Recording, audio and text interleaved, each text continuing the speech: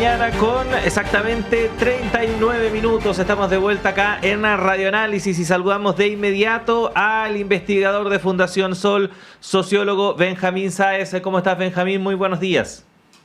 Hola Claudio, buenos días. Sí, Benjamín, vamos a hablar respecto del costo de la vida, en particular por este hecho puntual que nuevamente va a afectar a los bolsillos de los chilenos y las chilenas, que es el alza de las tarifas eléctricas. Sabemos que de un tiempo a esta parte ha ido aumentando constantemente el valor de este servicio por una serie de factores que han sido explicados por las autoridades y que en el fondo redundan en esta situación que, de acuerdo al ministro de Hacienda, Mario Marcel, eso sí, ya debería estar pronto a terminar. Pero las tarifas eléctricas no es lo único que sube y, como dice el dicho popular, Benjamín, sube todo, pero menos los sueldos. ¿Qué está pasando finalmente? ¿Cómo lo están viendo ahí en Fundación Sol?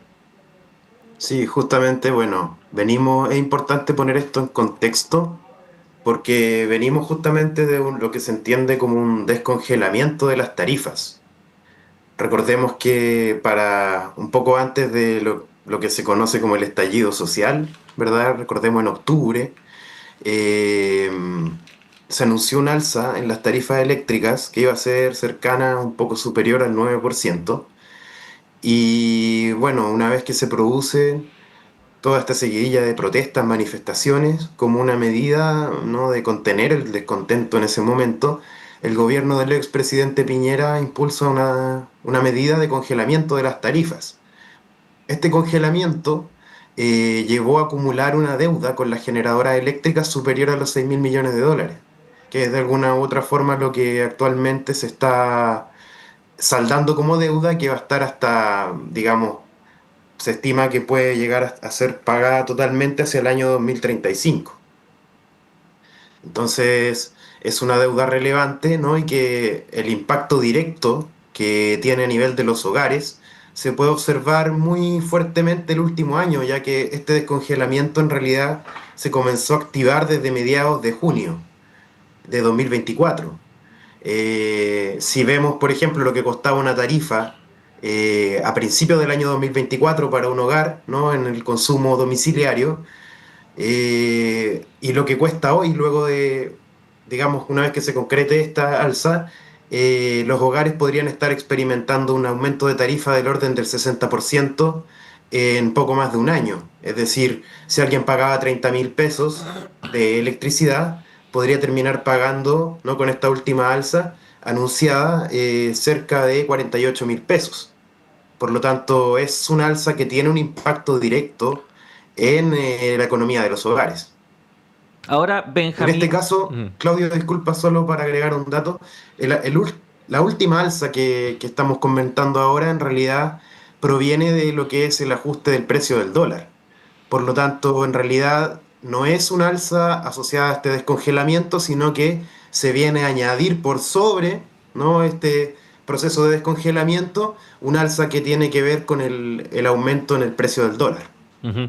Ahora, Benjamín, toda esta situación, obviamente, como explicabas muy bien, tiene un impacto considerable en los bolsillos de los chilenos y los chilenas. Y esto que dije al principio un poco en broma respecto de que está subiendo todo menos los sueldos, si tú quieres, no es broma, es algo efectivo. ¿Qué pasa también con esa correlación, no? Porque estamos viendo que algunos servicios que son básicos, es decir, uno no puede prescindir de la energía eléctrica, tienen estas alzas, pero no hay manera de que finalmente los bolsillos de las personas puedan amortiguar o recibir de una manera tal que no le afecte al presupuesto familiar precisamente esas alzas. Claro, efectivamente, acá, bueno, justamente en un contexto de descontento y manifestaciones se congeló esta tarifa justamente por lo que tú indicas, porque tiene un impacto directo en lo que es el bienestar, el nivel de consumo, ¿no?, que pueden tener los hogares. Hoy en día se estima, bueno, teniendo datos de la última encuesta de presupuestos familiares disponible, que el promedio de gasto de un hogar en electricidad, gas, ¿no?, y otros combustibles supera los 54.000 pesos. Este es un valor promedio que en los meses de invierno sobre todo, ¿no?, puede tener un valor más alto incluso.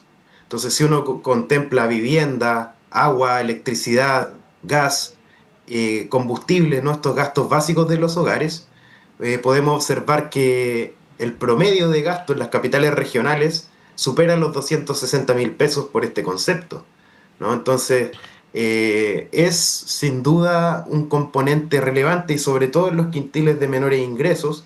Por ejemplo, en el quintil de menores ingresos, solo en electricidad, gas y combustible se gastan más de 38.000 pesos en promedio al mes. Es una cifra relevante si observamos por otro lado, como tú señalas, lo que es el nivel de vida en general y lo que son los salarios. Recordemos que un hogar promedio en Chile tiene un nivel de gasto que está alrededor de 1,4 millones de pesos. Es decir, un gasto significativo en el cual se van sumando estos gastos y en el caso particular de la energía, ¿no? Que es un sistema bastante complejo que integra tanto la generación eléctrica como la transmisión y la distribución y que va agregando, ¿no? gastos en cada una de estas etapas. Acá es importante consignar que esta no es la última deuda que se va a saldar con las tarifas, sino que viene ahora un proceso a futuro de saldar la deuda que existe con las distribuidoras de electricidad, que es una deuda estimada en 600 millones de dólares aproximadamente, y que probablemente va a generar un impacto en las tarifas futuras también. En contraposición, ¿no? Porque este es un, entre comillas, sector de la economía o mercado, ¿no? regulado, que por lo tanto el comportamiento de sus precios tiene más que ver con la regulación que con la competencia entre empresas, ¿no? Porque Ujú. a diferencia de otros productos, acá no se puede elegir, ¿no? desconectarse de la red y conectarse a otra que no existe, no está la alternativa, ¿no? Por lo tanto, mucho de lo que pasa en este sector tiene directamente que ver con las regulaciones, ¿no? con las tarifas, y en ese contexto es importante pensar, ¿no? ¿Qué rol le estamos dando a el consumo domiciliario? ¿Qué nivel de prioridad dentro de las políticas energéticas a nivel nacional? ¿No? El Ujú. derecho al acceso a la energía y el costo que se está pagando en términos domiciliarios, ¿no? versus a lo que se le está dando prioridad, que de una u otra manera es el consumo energético de la industria, sobre todo, ¿no? en sectores de industria, pero no solo industria, sino que también actividades extractivas, sobre todo en sectores, por ejemplo, como la minería, que consume grandes cantidades de agua y electricidad, ¿no? Y que paradójicamente, ¿no? vemos como también esta alza en las tarifas no impacta de igual forma a todos los territorios del país.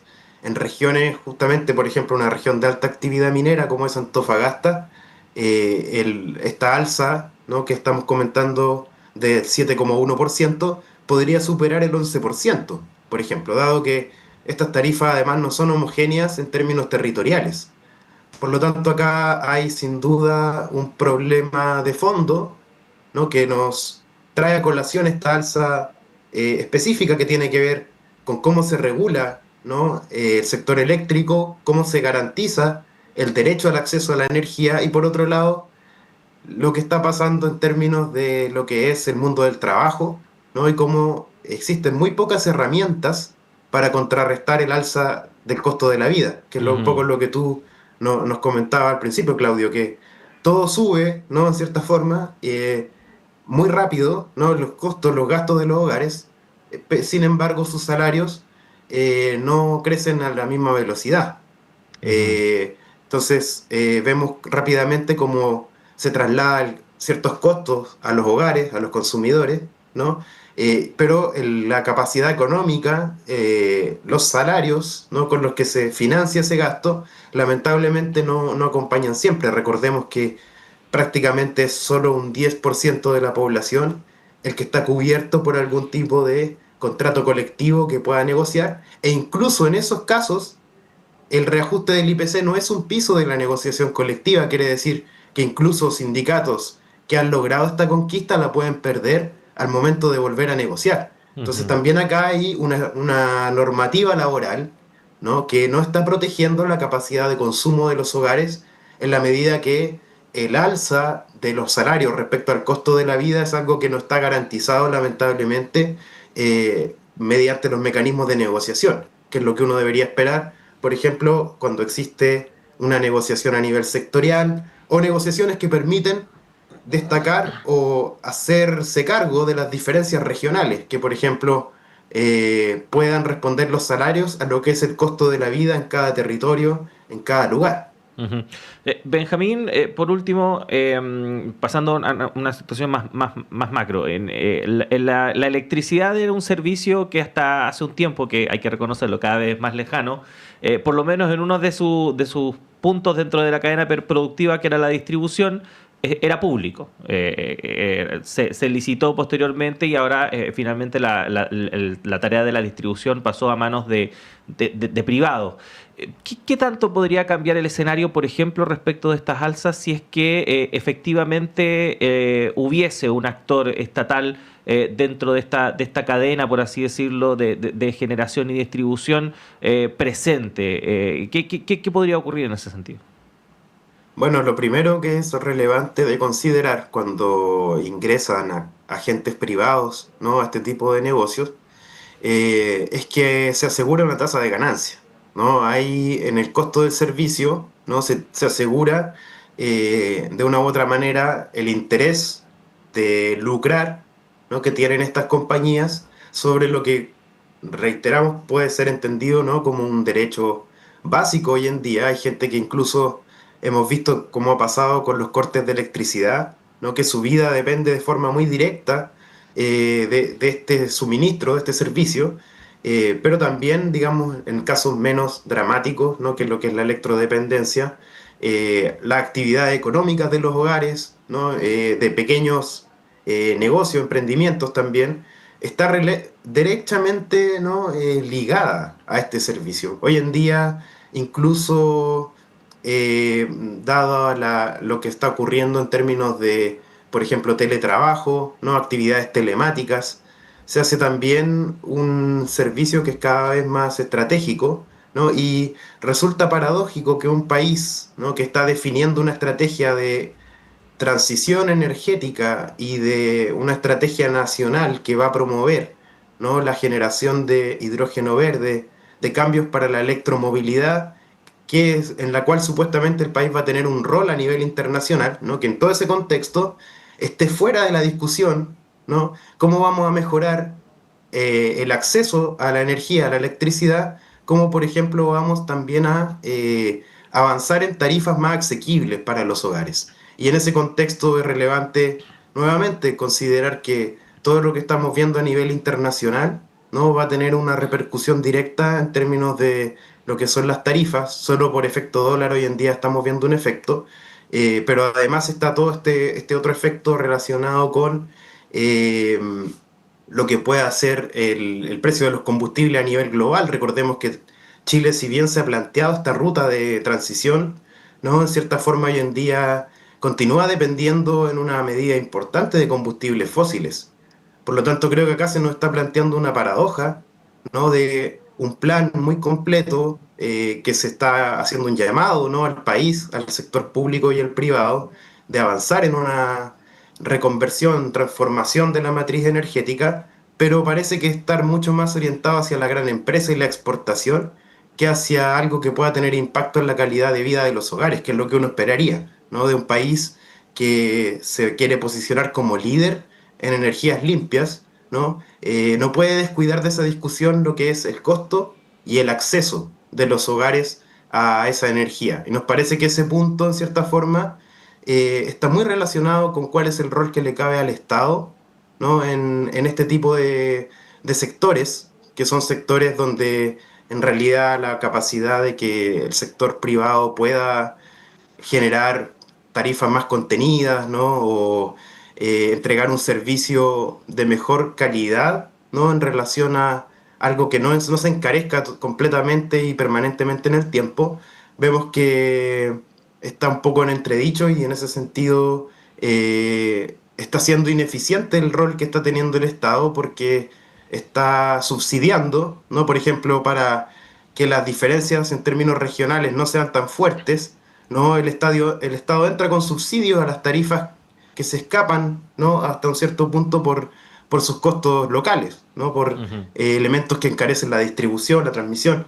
Entonces, relevante ahí, por ejemplo, cuestionarse eso, si lo más eficiente es un subsidio del Estado o en realidad acá hay mucho más espacio, por ejemplo, para la inversión directa, ¿no? La recuperación de infraestructura también, que muchas veces las empresas privadas no tienen los incentivos, ¿no? Al tener un negocio cautivo para invertir en ello. Y vemos cómo a raíz de los apagones crecientes, ¿no? Se pone este punto muy sobre la mesa, ¿no? De cómo hay una inversión, ¿no? Que es en cierta forma deficiente y la gran inversión de infraestructura que construyó todo este sistema eléctrico en su origen fue una inversión pública. Ujú. Por lo tanto, también ahí vemos una de las paradojas de lo que es la construcción de un sistema con mucho esfuerzo a lo largo de, podemos decir, el siglo XX, ¿no? Para que luego se estanque en cierta forma una vez que entra el sector privado, cuando el argumento para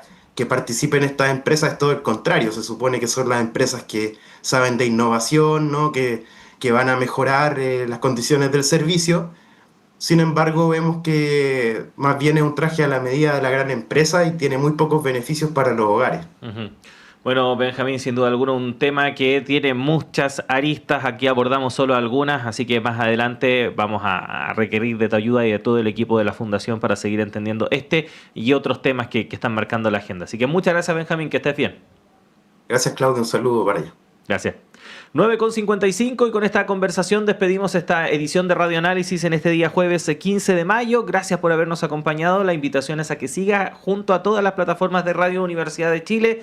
Inmediatamente después de esta transmisión viene Nicolás Rojas y Semáforo, así que siga junto a nosotros, pero si nos sintoniza a través de la red de radios que piensan y el canal de televisión Uchile TV, también acompaña la programación que tienen preparada para hoy. Yo me despido hasta una próxima ocasión a las 13 horas, segunda edición de Radio Análisis junto a Diana Porras y por supuesto también nuestro diario electrónico radio.chile.cl y nuestras redes sociales para más noticias. Gracias a todo el equipo, que estén bien, que tengan una buena jornada.